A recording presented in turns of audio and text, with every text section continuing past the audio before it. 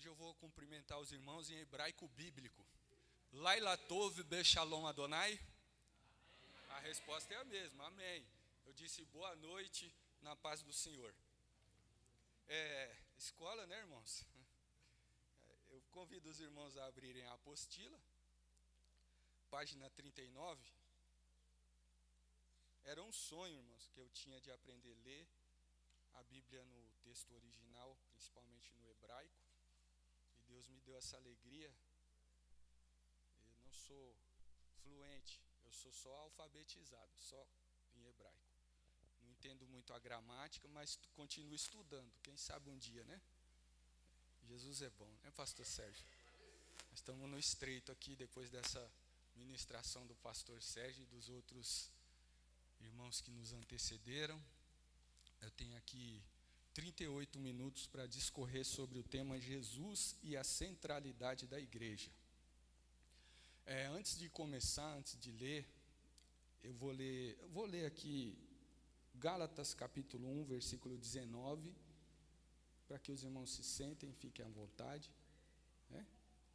Glória a Jesus.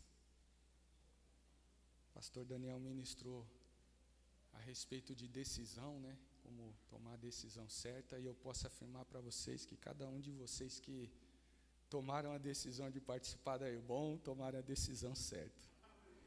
Que Deus abençoe os irmãos. Quero agradecer a confiança do nosso pastor Rogério, pastor presidente, a diretoria, os nossos irmãos, a humildade em poder parar para nos ouvir. Isso é humildade, né, irmãos? Que Deus abençoe grandemente a vida dos irmãos.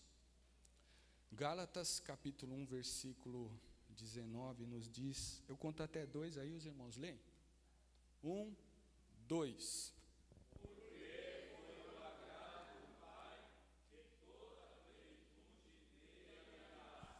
Pode se assentar. Louvado seja Deus. Irmãos, eu não tenho a pretensão de esgotar esse tema, mesmo porque precisaria discorrer sobre a Bíblia toda para falar a respeito da centralidade de Jesus na igreja, principalmente na igreja. Mas eu quero convidar os irmãos, antes de ler aqui a introdução, eu quero deixar uma dica para os irmãos, que os irmãos aproveitem, como cada palestra, como uma introdução, porque eu tenho certeza que cada um dos irmãos que ministraram tinham muita coisa para passar, o tempo é muito curto, e aí que cada um use aí a sua curiosidade, a sua dedicação para se aprofundar nas Escrituras. Existe uma diferença que marca o ministério, principalmente o ministério, o chamado da pessoa a pessoa que tem um chamado para exercer alguma função na igreja. Existe uma coisa que marca, que faz uma diferença. Existem pessoas que se contentam em acreditar e absorver como verdade aquilo que os outros falam. E existem pessoas que vão averiguar se aquilo está correto. Esse é o que faz a diferença.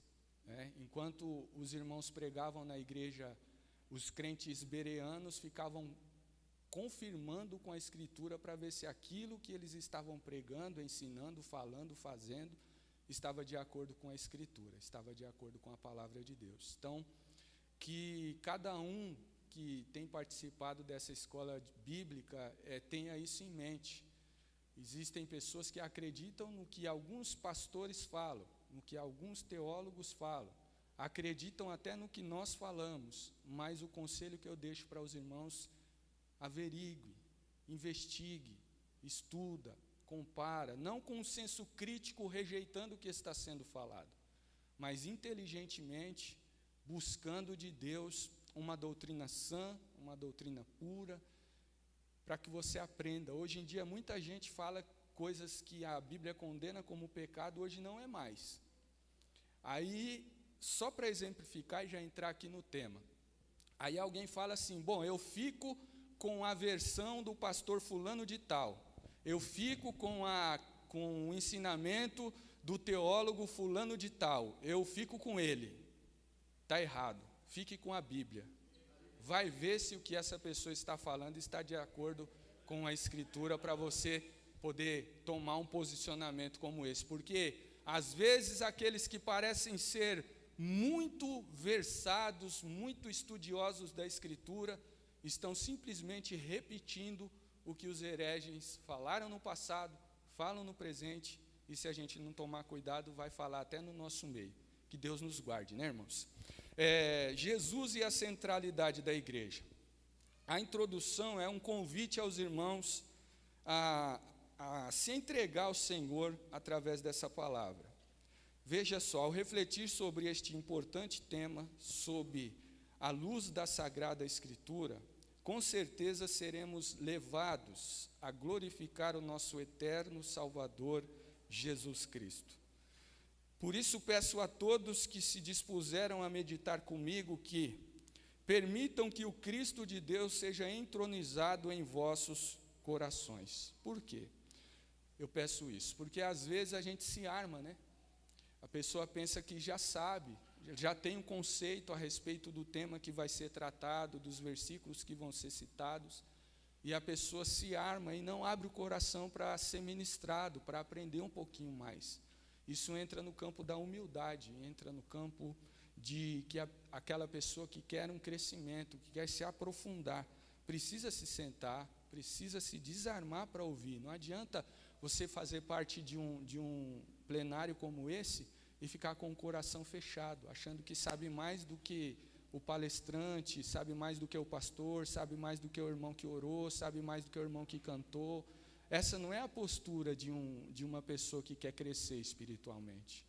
Nós só estamos crescendo na presença de Deus quando a gente diminui. João, o Batista, disse: é necessário que ele cresça e que eu diminua. Mas ele está batizando mais do que você. É necessário que ele cresça e que eu diminua. As pessoas estão seguindo ele, estão deixando você. É necessário que ele cresça e que eu diminua. Glória a Deus. Então, com esse objetivo, quero então iniciar esse estudo com a seguinte pergunta. E responda isso para você. Em sua concepção, no seu conceito, quem é Jesus para você? Quem é Jesus? Você já se fez essa pergunta? Quem é Jesus para mim? Quem é Jesus para a igreja? Quem é Jesus na palavra de Deus? Ao responder essa pergunta, claro que todos têm uma concepção a respeito de Jesus. Mas ao responder essa pergunta para si mesmo em meditação, ou para ele próprio em adoração, recomendo a você despejar todo o seu conhecimento a respeito do unigênito Filho de Deus. Preste atenção no que você sabe a respeito dele. Preste atenção no seu conceito a respeito de Jesus. Preste atenção no que as pessoas falam a respeito de Jesus. E queira conhecer mais, porque ele é muito maior do que qualquer um de nós possamos imaginar. Ele é muito mais do que isso. E não economize ao proferir, é importante falar. É importante falar com ele em oração. As mais lindas palavras dentro do seu conhecimento para expressar sua admiração, concepção e convicção acerca dele. Enquanto fizer isso, esteja em oração, pois certamente você desfrutará de um prazeroso momento de comunhão com o Divino Salvador. Agora eu peço a você, lembre-se do louvor que o pastor Daniel acabou de cantar. Grande é o Senhor. Que lindo, né, irmãos? Quando você começa a pensar em quem Ele é, não tem como você não desfrutar de um momento de comunhão. Não foi combinado, não, isso. Não foi combinado com o pastor Daniel. Glória a Deus. Mas nós estamos aqui, como disse o pastor Sérgio, sendo dirigidos na mesma direção, né, pastor? Então vamos lá. Jesus é tudo em todos. Na última parte do versículo 11 do capítulo 3 da epístola que Paulo escreveu aos Colossenses, está registrada uma admirável e maravilhosa declaração. Mas Cristo é tudo em todos. Cristo é tudo em todos. Tendo em mente que Paulo escreveu para cristãos, ele estava escrevendo para a igreja, escreveu para cristãos. Essa afirmação já seria o bastante para entendermos que quando se trata da igreja, Jesus Cristo nos é suficiente. Jesus Cristo é tudo em nós. Jesus Cristo é tudo para nós. Glória a Deus. Ele nos é suficiente. Muitas pessoas buscam muitas coisas no meio do culto, mas Jesus Cristo nos é suficiente. Se você buscá-lo de todo o teu coração, ele vai se revelar a você ainda maior do que aquilo que você já o conhece. Ele é o poderoso Deus. Jesus é Deus, amém, irmãos? Amém. Em Colossenses 1,15, vemos a parte A, vemos a revelação que Jesus é a imagem do Deus invisível. Que é uma imagem? Uma imagem, para resumir de uma forma bem simples, é algo que expressa alguma semelhança com alguma coisa. Jesus é a imagem de Deus. Então, resumindo, para não ficar lendo aqui e tomar o tempo que me resta, o nosso Salvador é o próprio Deus. Ele é Deus, irmãos. Jesus é Deus que se fez gente, eu ia escrever assim, para ter comunhão com a gente. Aí a minha filha leu e disse: pai, não fica legal, Jesus é o Deus que se fez gente para ter comunhão com a gente. Aí eu escrevi assim: pois Jesus é o verdadeiro Deus autoexistente que se fez gente para ter comunhão conosco. Isso aqui foi a mão da minha filha Rafaela. Então, irmãos, o nosso Salvador Jesus, ele é Deus.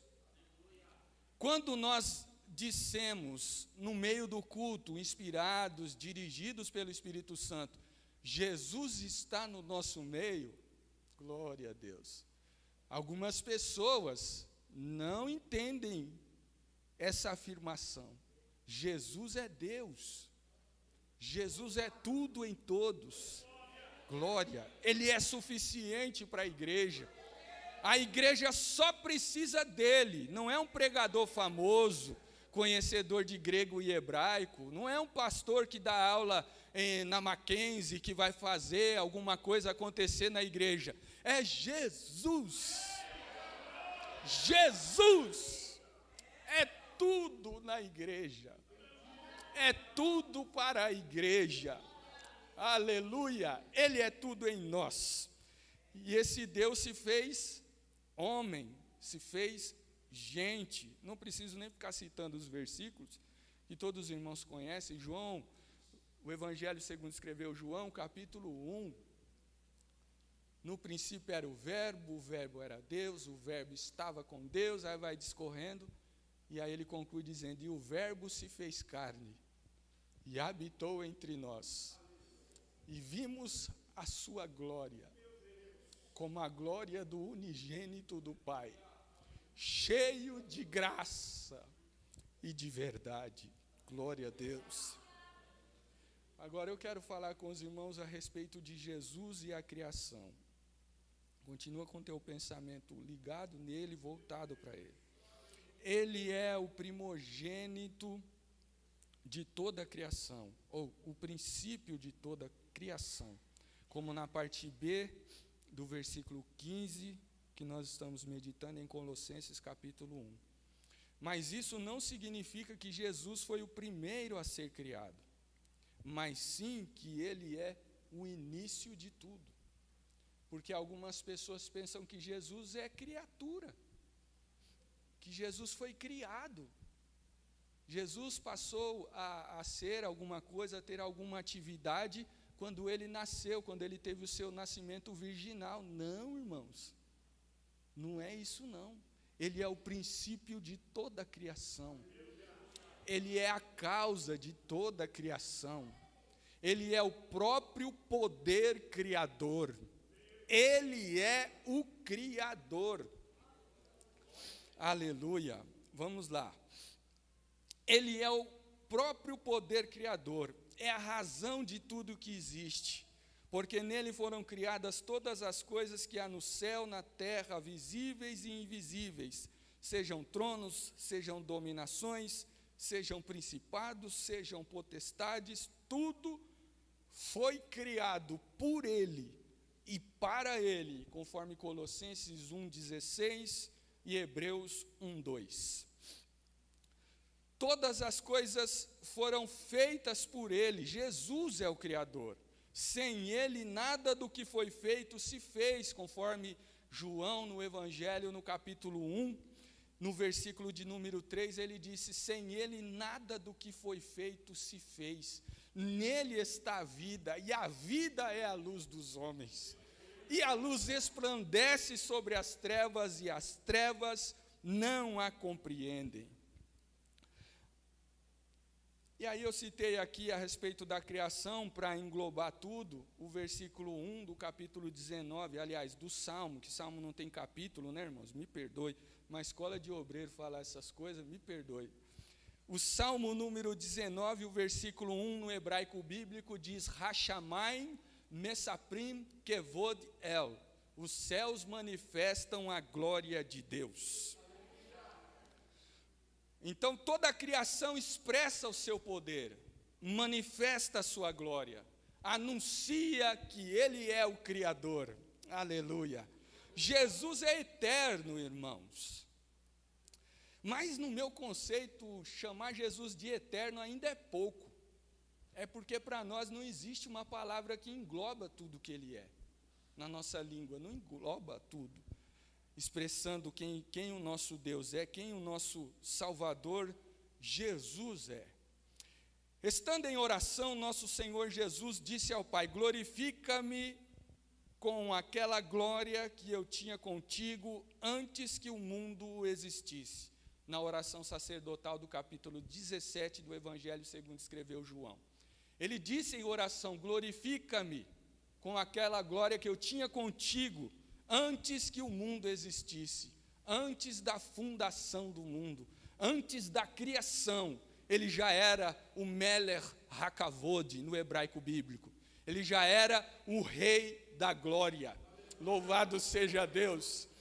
Antes que tudo existisse, ele já era o rei da glória, irmãos. Ele também fez essa seguinte afirmação: ainda antes que Abraão existisse, eu sou. No Evangelho de João, capítulo 8 e o versículo 58, ele disse isso: ainda antes que Abraão existisse, eu sou. Nós o chamamos de descendência de Davi, mas ainda antes que Abraão existisse, eu sou, disse o nosso Salvador Jesus. Aleluia. Ele é a raiz de Davi, mas antes que Abraão existisse, glória a Deus. Deixa eu me controlar aqui, irmãos. Ele disse: eu sou. Oh, glória. Aleluia. Antes do seu nascimento virginal, ele já existia. É até difícil conjugar esse verbo no passado, né, irmãos? E governava. Ele é rei, sacerdote eterno, conforme o livro dos Salmos, Salmo 110, versículo 4, Hebreus 7, 17. Ele é antes de todas as coisas, e todas as coisas subsistem por ele, conforme está em Colossenses, que nós já citamos. No nosso vocabulário faltam palavras para descrever quem ele é. Isso é para mim, viu, irmãos? Para mim, Jesus é muito mais do que eterno, porque a Bíblia nos ensina que ele é o Pai da eternidade. Eu tenho 2 filhos, e nenhum deles nasceu antes de mim. Quando a gente fala de eternidade, estamos falando de algo que não tem começo e nem fim. E a Bíblia coloca Jesus como Pai da eternidade, o Criador da eternidade. Aleluia, louvado seja o nosso Deus. É uma opinião pessoal. Eu acredito que Ele próprio criou a eternidade. O tempo também foi criado por Ele, e isso é fato, né, irmãos? Portanto, diante dele a eternidade é pequena, e por isso ela não é capaz de contabilizar o tempo da sua existência. Isso está muito além da nossa compreensão, mas é maravilhoso pensar na grandeza do nosso Deus. É maravilhoso pensar nisso. Você, alguma vez já se perguntou por que lá no céu, os seres que habitam o céu nunca param de adorá-lo? Não tem como parar. Não tem como dimensionar a sua grandeza. Não tem como mensurar a sua glória.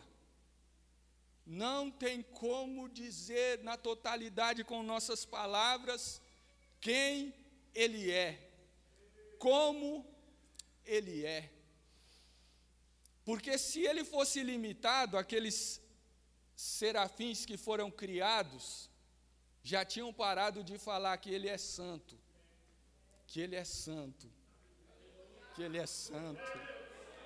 Mas todas as vezes que esses seres olham para Ele, eles veem que Ele é muito mais do que o que eles estão declarando. Então eles continuam dizendo, Kadosh, santo, santo, santo. Já parou para perguntar por que o céu nunca para de adorá-lo?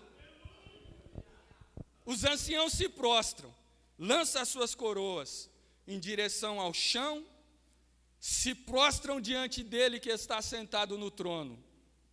E digno és, eles dizem, de receber glória, força, honra e poder. Aí eles se levantam. Não foi suficiente, porque ele se mostra mais glorioso. Eles levantam, olham para ele e se prostram de novo. Digno és. Orabá, chorabá. Aleluia. Oh, glória ao nosso Deus. Glória ao nosso Deus. Jesus é tudo na revelação da palavra. Como eu já disse, Ele é o verbo que se fez carne, Ele é a palavra que se encarnou. Ele é a palavra que se fez carne. Ele é a mensagem proclamada pelos profetas. Todos os profetas veterotestamentários do Antigo Testamento falaram a respeito de Jesus. Todos, toda a Escritura fala a respeito de Jesus. Aí eu te pergunto, não responda, pense sobre isso. Você já leu a Bíblia inteira? Se alguém te dissesse assim, Deus escreveu um livro. Deus escreveu um livro. Você não teria vontade de ler esse livro? Pois Ele escreveu. Valorize a palavra. Invista tempo na leitura meditativa, investigativa na Escritura, porque quem escreveu esse livro foi Deus. A Bíblia foi escrita aproximadamente num período de 1.600 anos. 40 escritores escreveram a Bíblia em culturas, com idades diferentes, em regiões diferentes, nasceram em tempos diferentes. 40 pessoas foram usadas pelo Espírito Santo para escrever essa palavra. E se você examinar ela de Gênesis a Apocalipse, você não vai encontrar nenhuma contradição, nenhum erro. Aleluia! Mas se eu pegar um irmão que tem aí, vamos supor, uns 4 filhos, já na idade de adolescente para a juventude, que sabe se expressar muito bem, e falar para ele, junta os seus 4 filhos, tranca no mesmo lugar, e cada um deles vai fazer uma redação a respeito de você. Você é o pai, criou, convive com eles, está junto com eles todo dia, cada um vai escrever alguma coisa diferente, e eles vão entrar em contradição. Mas a Bíblia, eles não estavam juntos, estavam distantes uns dos outros. Um estava na Babilônia, na corte de Nabucodonosor, outro estava nas margens do rio Quebar, outro estava lá em Jerusalém. Aleluia! Mas não há contradição na Escritura. Ela é a inerrante palavra de Deus. É o livro que Deus escreveu e deixou para a gente ler. Como disse o pastor Sérgio, é um manual. Aleluia! Louvado seja Deus. Ele é tudo na revelação da palavra, irmãos. Ele é tudo. Jesus é o centro do Antigo Testamento. O Verbo divino é a mensagem central da revelação escrita de Deus. Aí eu vou te dar uma dica. Todas as vezes que você estudar a Bíblia, ler a Bíblia, procure encontrar Jesus. De Gênesis a Apocalipse. Procure aprender a respeito de Jesus. De Gênesis a Apocalipse. A palavra o coloca simbolicamente e pedagogicamente no centro de tudo o que foi revelado a respeito da criação. A Bíblia coloca Jesus em tudo, ensina a respeito dele em toda a história, em tudo que foi escrito, em tudo que foi deixado.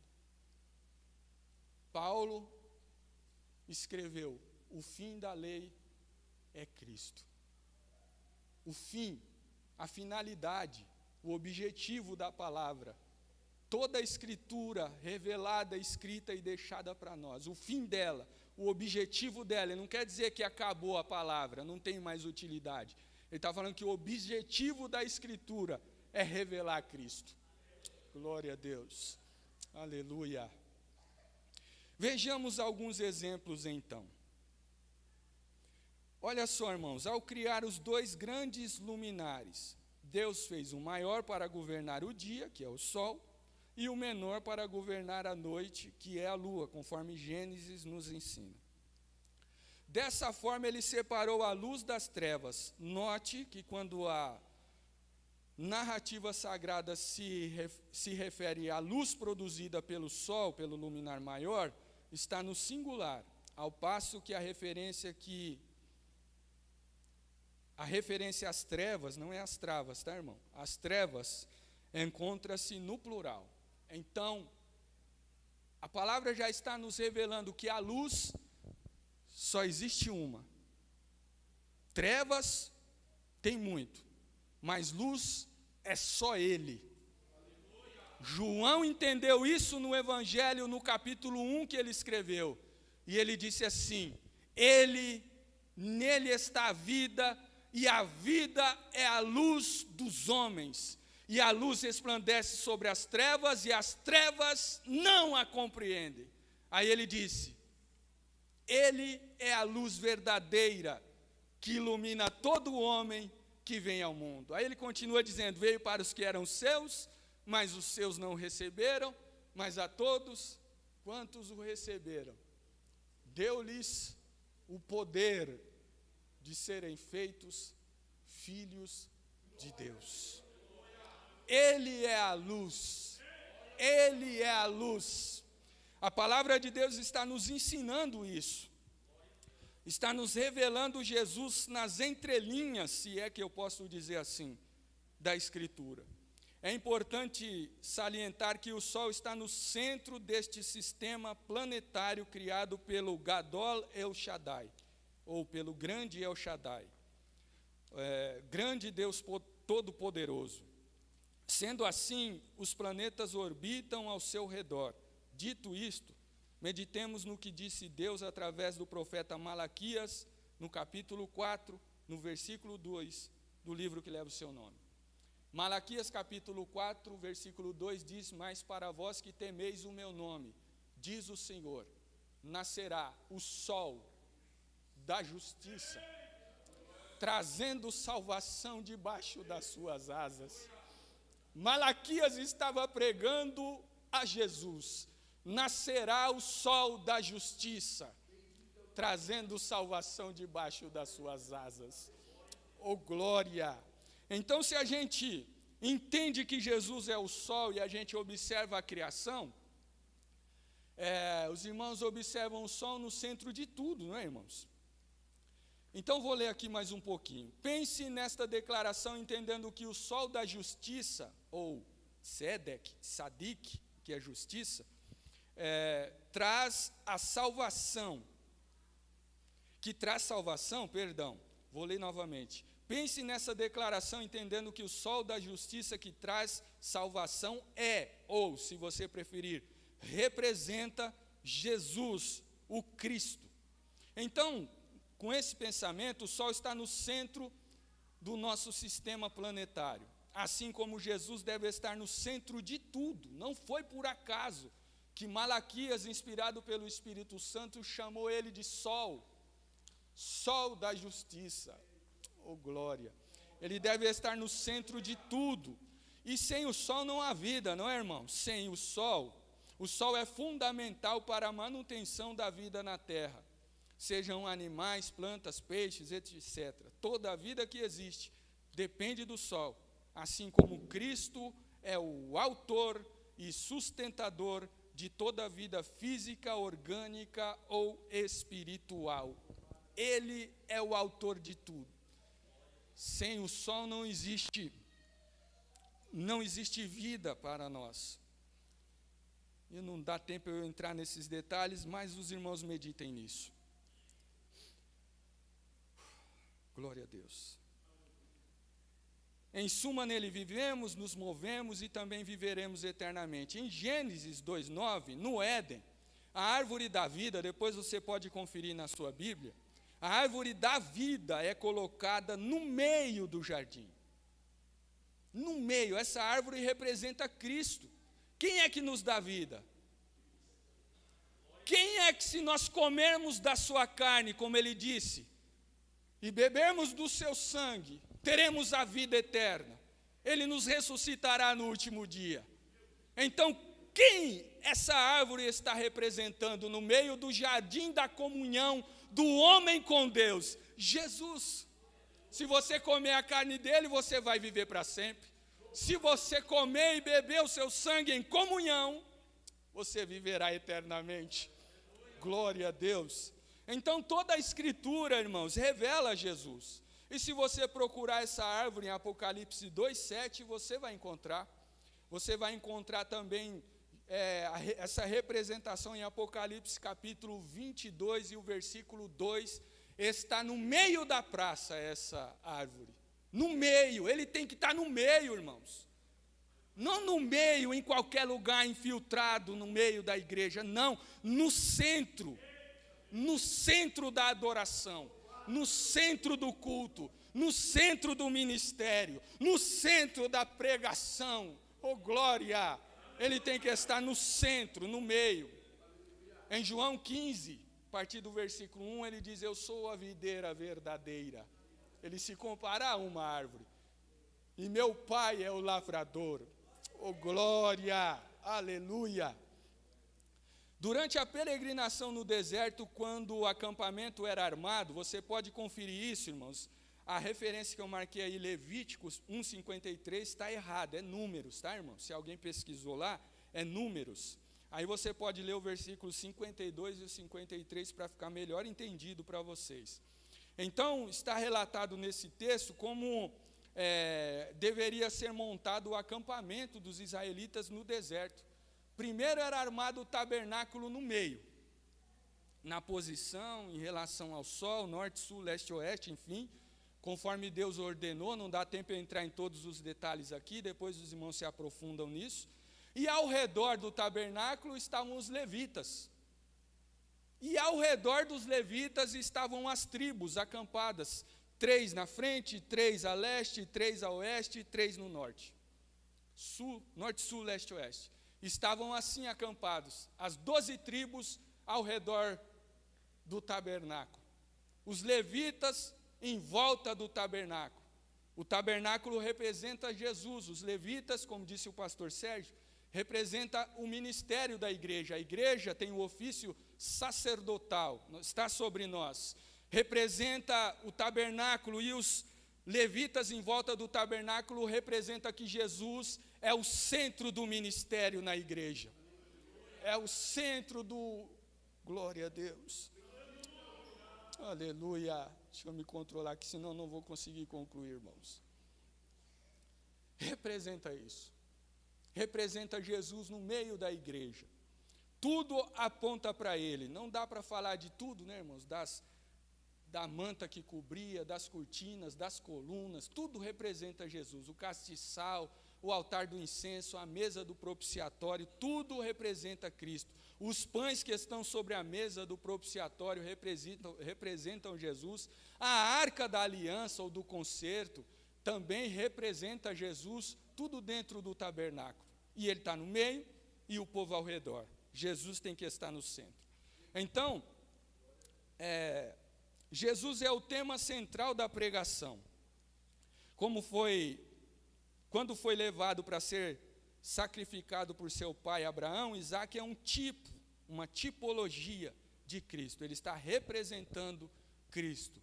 Quando você diz Isaque é um tipo, você está dizendo que ele não é perfeito. Ele só representa Cristo. Só está fazendo um papel figurado de Cristo naquele momento. E se você se aprofundar nisso, tenho certeza que todos os irmãos sabem, José também é um tipo de Cristo. José foi vendido por moedas de prata. Jesus foi traído por moedas de prata. Jesus foi julgado injustamente. José também foi parar na prisão injustamente. E aí vai, né? Representa Jesus até quando ele livra a sua família e livra toda a humanidade da morte por causa da grande fome que estava sobre a terra. José está representando Cristo também quando ele perdoa os seus irmãos. Ele está sendo um tipo de Cristo. Enfim, toda a Escritura revela Jesus. Jacó, quando teve a visão da escada, ao despertar, disse: esse lugar é a casa de Deus. Eu falei sobre isso aqui no domingo na igreja. É a porta do céu. Então ele pegou uma pedra, erigia como coluna e derramou azeite sobre ela. Então Jesus é a porta, Jesus é a pedra, Jesus é a escada. Quando eu digo está dizendo que todas essas coisas representam Jesus, viu, irmãos? É uma tipologia de Cristo. Por que ele é a escada, ou a escada representa Jesus? Porque a escada ligava o céu à terra, só Jesus faz isso. Quando Jacó levantou uma coluna no meio daquela terra que ele estava e mudou o nome de Luz para Betel, Betel significa casa de Deus, colocou no meio. Então está dizendo que Jesus tem que estar no meio da igreja, no meio da casa de Deus. Quando ele derramou o azeite sobre aquela pedra, está dizendo que Jesus é o ungido de Deus. E aí por aí vai, oh glória, aleluia. Então, irmãos, veja só, quando Moisés entrava no tabernáculo, Deus falava com ele de cima do propiciatório, do meio dos querubins. Você pode conferir em Números 7, 89 e em Êxodo 25, 22. Se você ler lá em Mateus, no capítulo 18, o versículo 20, se a memória não falha, Jesus disse assim: onde houver 2 ou 3, ou se você preferir, 2 ou mais pessoas reunidas em meu nome, eu estarei no meio, o lugar dele é o centro, no meio delas. Aleluia, louvado seja o nosso Deus. Então, como os querubins representam a nossa vida nesse momento, a nossa reunião, o nosso Deus é que falava do meio dos querubins, não eram os querubins que falavam.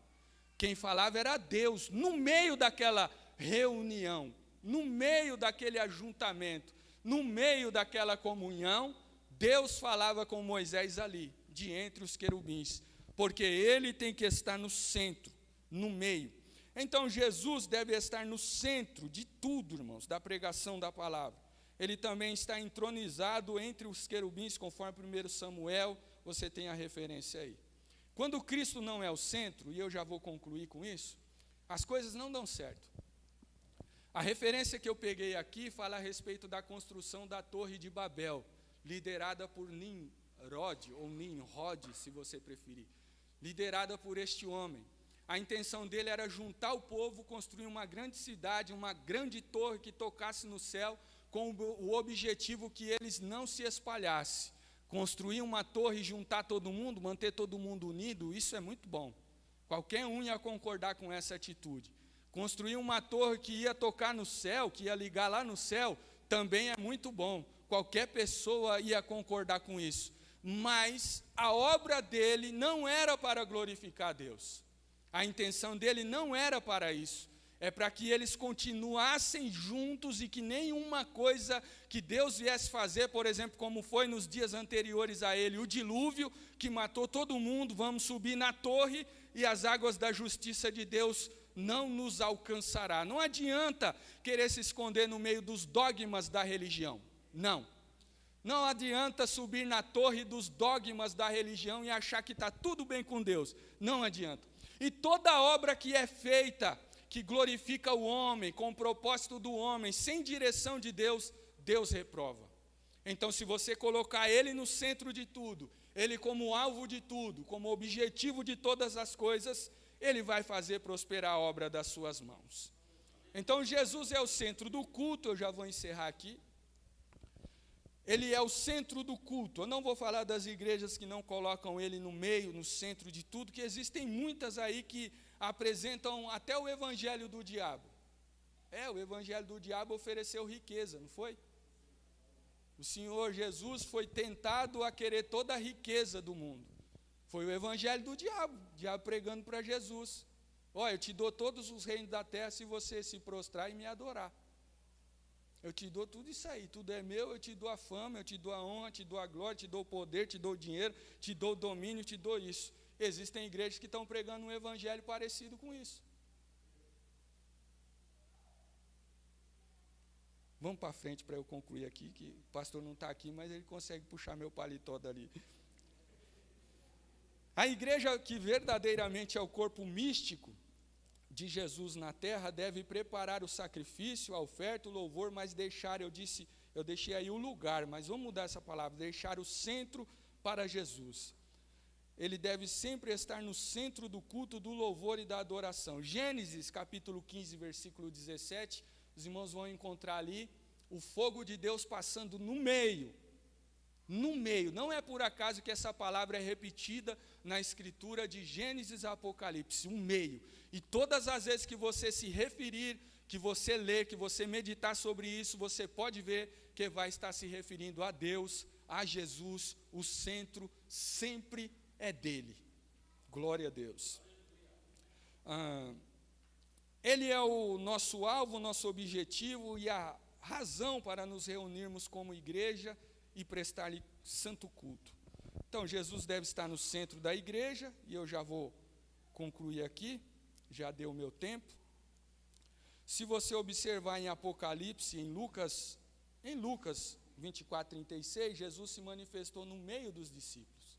Se você observar em João capítulo 20, 19, e depois do versículo 26, se a memória não falha, do versículo 19 para o 26 de João, do capítulo 20 de João, passaram-se 4 dias ou uma semana, eu não vou lembrar de cor aqui, mas tinha passado bastante tempo. Na primeira vez, Jesus se manifestou no meio dos discípulos. Tomé não estava lá. Depois de quase uma semana, Jesus se manifestou de novo, está escrito lá, no meio dos discípulos. E Tomé estava lá, mas ele sempre tem que estar no centro. O nosso Salvador sempre tem que estar no centro. Apocalipse 1, versículo 12 e 13, todo mundo conhece essa passagem. Jesus andava no meio dos 7 castiçais. E se você ler na conclusão, o próprio Jesus explicando para João, os castiçais representavam a igreja. E Jesus estava andando no meio, no centro. Esse é o lugar do Senhor na igreja. No centro da adoração, no centro do culto. Aleluia. Louvado seja o nome de Jesus. Se você for meditar em Apocalipse capítulo 4, versículo 2 ao 4, você vai encontrar a mesma coisa. Ele está no meio dos anciãos, no meio, no centro. No capítulo 5, você vai encontrar o cordeiro como havia sido morto. Aleluia.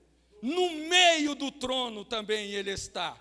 Ele é o centro, porque trono só é trono se Jesus estiver no centro dele. Louvado seja o nosso Deus. Então ele é o centro da adoração da igreja na terra, ele é o centro da adoração da igreja no céu. E eu já vou concluir aqui. A minha conclusão, uma vez, não vou falar quanto tempo não, que eu não sou tão velho assim, Mas eu tive uma aula com o mestre Antônio Gilberto, que o senhor já o recolheu, e já com mais de 80 anos de idade, ele citava as referências bíblicas e dizia para os irmãos: se você quer anotar aí, anote assim, tá, de Gênesis a Apocalipse, procura lá. O Antônio, porque ele dizia: eu estou dando aula para professores de escola dominical, eu estou dando aula para pastores, eu estou dando aula para obreiros, e obreiro tem a obrigação de conhecer a Escritura. Aleluia. E depois de tudo isso, irmãos, ele ainda ficou para o período da tarde para ouvir o pastor, se não falha, é Russell, o que escreveu a Bíblia Shedd, né, pastor Rogério? Russell Shedd. Ele ainda falou: eu vou ficar para ouvir o pastor Shedd ministrar o seu estudo. Sede de aprender. Quem era Antônio Gilberto? Meu Deus do céu. Os irmãos que não conhecem, depois pesquisa quem era ele. Então, para cada uma dessas declarações que eu coloquei aqui na conclusão, Jesus é o autor da vida, tem uma referência bíblica, vai estudar e procurar. É a semente da mulher, tem uma referência. É o Cordeiro de Deus, tem referência bíblica. É o sacrifício eterno, também tem. É o autor e consumador da nossa fé, o alfa e o ômega, o princípio e o fim, o eterno sumo sacerdote, é o salvador do corpo, é o cabeça da igreja, é a pedra fundamental que sustenta a igreja, é a água da vida, é o detentor de toda a sabedoria e de todo o conhecimento, é ungido de Deus, é o verbo que se fez carne, é o unigênito Filho de Deus, é o próprio Deus que se fez gente para ter comunhão conosco. Para Ele, quem você é? Quem você é para Ele? Você mesmo, quem você é? Você é um adorador, então não perca tempo. Adore, porque Ele é o centro da adoração. Procure saber quem Jesus é, conforme a Escritura revela. E eu tenho certeza que você vai ter fé para caminhar até o dia do arrebatamento, sem pensar em abandonar o ministério, a sua fé. Jesus é o centro da adoração da igreja. Ele é tudo em nós. Que Deus abençoe os irmãos em nome de Jesus.